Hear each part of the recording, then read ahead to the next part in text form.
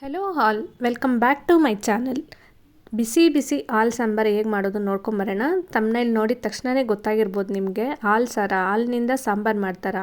ನಿಜ. ನೋಡ್ತಾ ಇರ್ಬೋದು ನೀವು ಸಾಂಬಾರು ಎಷ್ಟು ಚೆನ್ನಾಗಿ ಬಂದಿದೆ ಅಂತ. ನಮ್ಮ ಕಡೆ ಇದನ್ನು ಹಾಲು ಸಾಂಬಾರು ಅಂತಾರೆ. ಇದನ್ನು ಹೇಗೆ ಮಾಡೋದು ಅಂತ ಒಮ್ಮೆ ನೋಡ್ಕೊಂಬರೋಣ ಬನ್ನಿ. ಈ ಸಾಂಬಾರನ್ನ ಹೀರೆಕಾಯಿ, ಸೋರೆಕಾಯಿ, ಆಲೂಗಡ್ಡೆ ಮತ್ತು ಹಸಿ ಕಾಳಿರುತ್ತಲ್ಲ, ಅಲಸಂದ್ರಿ ಕಾಳು, ಅವರೆಕಾಳು, ಈ ಥರ ಹಸಿ ಕಾಳಿನಿಂದ ಮಾಡ್ಬೋದು. ಹೀಗೆ ನಾನಿವತ್ತು ಸೋರೆಕಾಯಿ ಮತ್ತು ಆಲೂಗಡ್ಡೆ ಉಪಯೋಗಿಸ್ಕೊಂಡು ಹಾಲು ಸಾರು ಮಾಡ್ತಾಯಿದ್ದೀನಿ.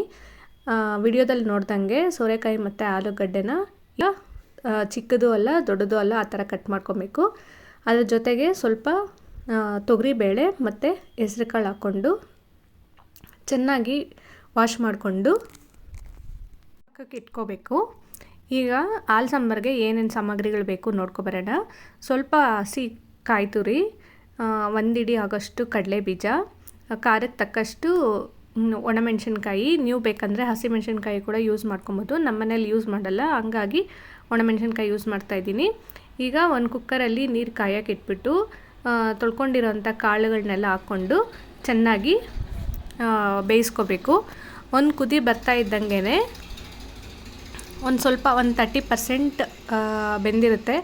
ಆವಾಗ ನೀವು ಕಟ್ ಮಾಡ್ಕೊಂಡಿರೋಂಥ ತರಕಾರಿನೆಲ್ಲನೂ ಅದ್ರ ಜೊತೆಗೆ ಸೇರಿಸ್ಕೋಬೇಕು.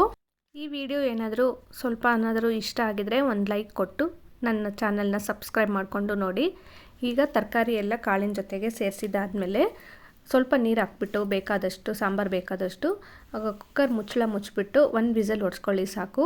ಬಿಕಾಸ್ ಕಾಳೆಲ್ಲ ಸ್ವಲ್ಪ ಬೆಂದಿರುತ್ತೆ ಮತ್ತು ತರಕಾರಿ ಒಂದು ವಿಸಲ್ ಹೊಡ್ಸಿದ್ರೆ ಸಾಕು, ಪೂರ್ತಿಯಾಗಿ ಬೆಂದ್ಕೊಂಡಿರುತ್ತೆ. ಇವಾಗ ಮಸಾಲೆಗೆ ಬೇಕಾಗಿರೋ ಸಾಮಗ್ರಿಗಳನ್ನೆಲ್ಲ ಮಿಕ್ಸಿಗೆ ಹಾಕ್ಕೊಂಡು ನೀಟಾಗಿ ಪೇಸ್ಟ್ ಮಾಡ್ಕೊಳ್ಳಿ.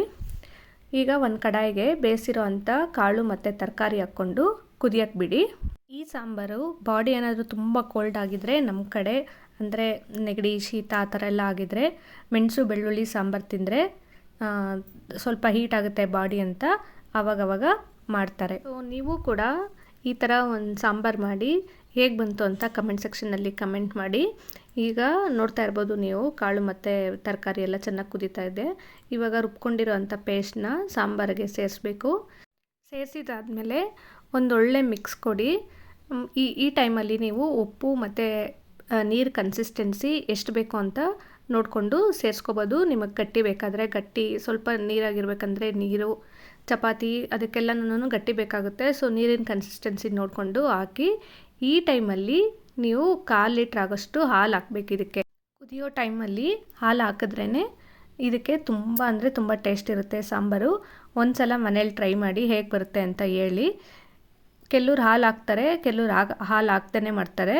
ಆದರೆ ನಾವು ನಮ್ಮ ಕಡೆ ಹಾಲು ಹಾಕ್ತೀವಿ, ಅದಕ್ಕೆ ಇದನ್ನು ಹಾಲು ಸಾಂಬಾರು ಅಂತ ಕರೀತಾರೆ.